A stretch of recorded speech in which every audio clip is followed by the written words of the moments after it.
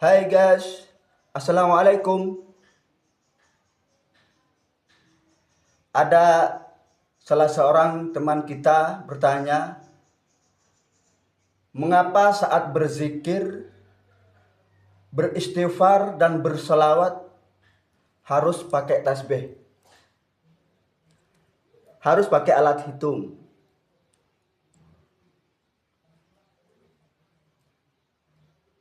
Ya, saya balik tanya kepada dia, mengapa Anda pada salat subuh kamu laksanakan 2 rakaat? Mengapa Anda pada salat duhur kamu laksanakan 4 rakaat? Mengapa saat Anda salat asar kamu laksanakan 4 rakaat? Mengapa maghrib 3 rakaat dan mengapa isya 4 rakaat?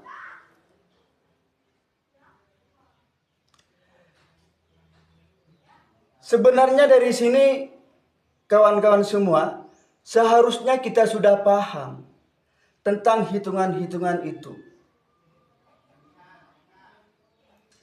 Kita harus dapat mengkaji. Yang pertama, pasti ada rahasia dari hitungan-hitungan itu walaupun tidak kita ketahui manfaatnya kepada kita.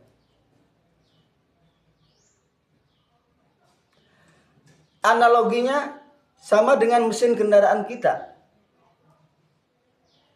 Kendaraan kita harus diganti oli di setiap sekian waktu tertentu. Di setiap hari tertentu atau di setiap bulan tertentu. Padahal mesin itu sendiri tidak tahu apa manfaatnya. Mengapa dia tidak tahu? Karena dia hanya produk dari manusia. Sama halnya dengan kita. Kita manusia ini hanya produk yang sudah ditentukan oleh pabriknya yang maha karya, yaitu Allah Subhanahu wa ta'ala, tentang ketentuan-ketentuan hitungan-hitungan itu. Mengapa kita salat subuh 2 rakaat, 4 rakaat duhurnya, 4 rakaat asarnya, 3 rakaat maghribnya, dan isya-nya 4 rakaat? Itu kan ketentuan Allah melalui Rasulnya, sang pembuat kita, sang pencipta kita, pabrik yang maha karya. Kita sebagai produk ya tidak tahu apa yang terkandung dari rahasia-rahasia hitungan-hitungan itu. Ya, kalau mesin mungkin manusia yang membuat tahu, kalau tidak diganti oli, mesinnya akan aus. Ya mungkin manusia juga seperti itu. Kalau manusia tidak seperti itu, mungkin akan rusak. Nah, itu yang pertama.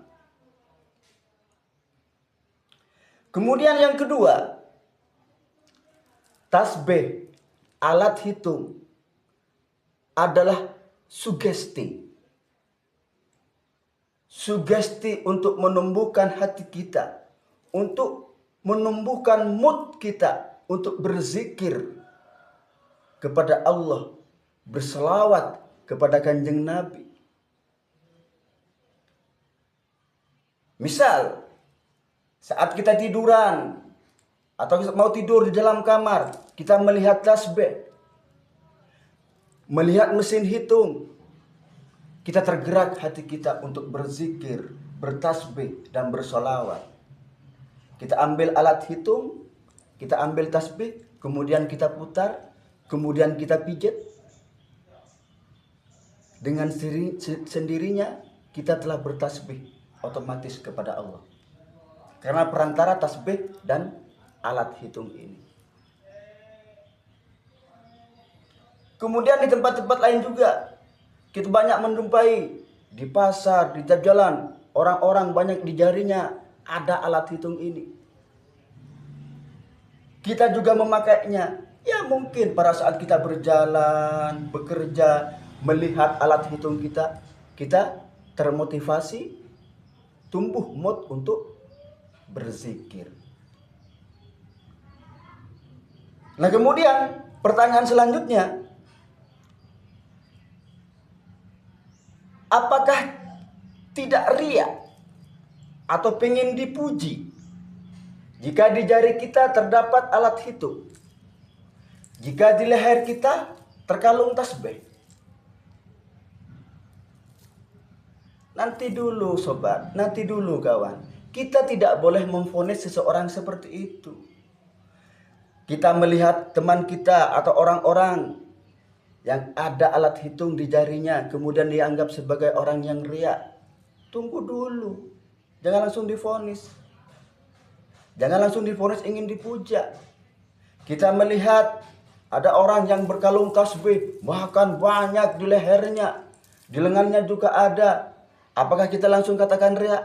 Tunggu dulu. Hati kita dan hati dia tidak sama. Urusan dia dengan Allah, jangan kita ikut campur. Tidak boleh kita langsung